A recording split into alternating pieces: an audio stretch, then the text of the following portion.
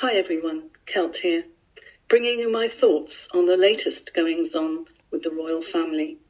Firstly, Harry's interview with Anderson Cooper. This interview is set to premiere on Sunday evening, but we've been given a 1-minute preview of this. And by the way, one interesting snippet of information is that apparently Anderson Cooper's great-aunt had an affair with Harry's great-great-uncle Edward VIII, when he was the actual Prince of Wales.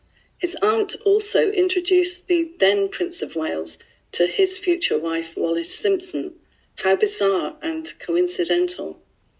Well, the 1-minute preview did not appear to be giving away too much.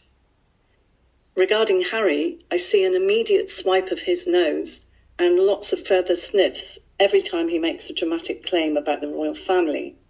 Either he's got an itchy nose, is lying, or maybe something else. He said that the motto, "Don't complain, never explain," of the royals was just that. He said that it was never anymore, and that their silence showed their betrayal. So according to this, if you feel you've been betrayed, then that gives you the right to become a betrayer yourself, and a relentless betrayer in the case of Harry. Harry and Meghan have already made the point, several of them in fact, and more than once. And people are fed up with it. They want them to go away, and they don't want to hear any more about it.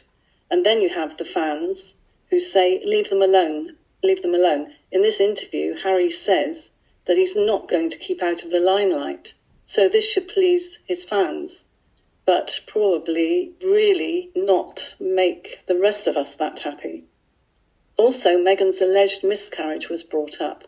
I say alleged because the story she told originally was the words taken from a scene in a movie and didn't really ring true. Many of us back then were predicting that she would use it in the future and blame the press, the royals, someone to prove her point. The royal family caught on pretty quickly to what was going on, and they knew at the start of the relationship that Meghan had a past and that Harry should not be rushing to marry someone with such a past. But whether it was an alleged secret shotgun wedding type thing, followed by another alleged miscarriage, or not, Meghan realised her dream and married into the royal family. The statement that Harry made via the palace, where they put out a public statement to protect Meghan, asking people to back off, asking the paparazzi to back off, in the early days, against a supposed stalking of the paparazzi while she was in Toronto, it had the desired effect for them. For a lot of people, they felt sorry for her and for Harry.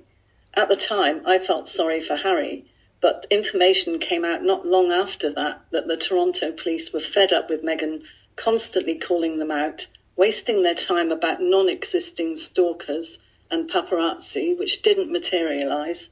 I heard also, recently in fact, that they would draw straws as to who would go out to attend Meghan's latest complaint. They even parked there, the police even parked there and proved that there were no paparazzi and that there was no break-in nor attempted break-in. And I'll put a link at the end of this video and in the description to the video about this. Complaints came flooding into GMT, where Richard Madeley and Susanna were talking about Harry, and reports flooding in were mixed, many saying that they had enough of hearing about Harry and Meghan, but there were some who just wanted them to leave them alone. Just as Harry is airing his dirty laundry publicly, and Meghan is planning on doing the same with her book, it looks like more people will be speaking now that have had first-hand experiences of them, especially Meghan. The royal family did the right thing, I believe, by not speaking out, and I think they should continue this way. Any statements they might make could fan the flames and keep the battle going forever. Harry says he wants his brother back and he wants his father back, but his actions don't show that. A public apology to them about maybe going too far with his public attack of them might have been a step in the right direction, but it's way too late for that, I think. Apparently, Prince William is still loyal to his brother and will not hear anything said against him. As I said before, It's all a movie, and I think there will be a lot more that will be dragged out for the public's consumption before any of this ends. There's also a lot more about Meghan to come out, her ex-husband's book for one, and her sister is suing her, so there will be stuff that will come out in court, I'm sure.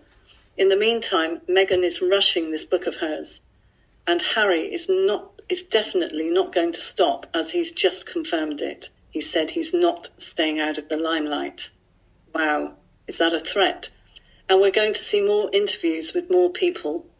It seems that there's still plenty of people that will interview Harry and listen to the whinging. For them, there is no such thing as bad advertising, and so long as they stay in the headlines, they feel they're getting heard. Harry and Meghan, that is, and maybe getting a little richer as well.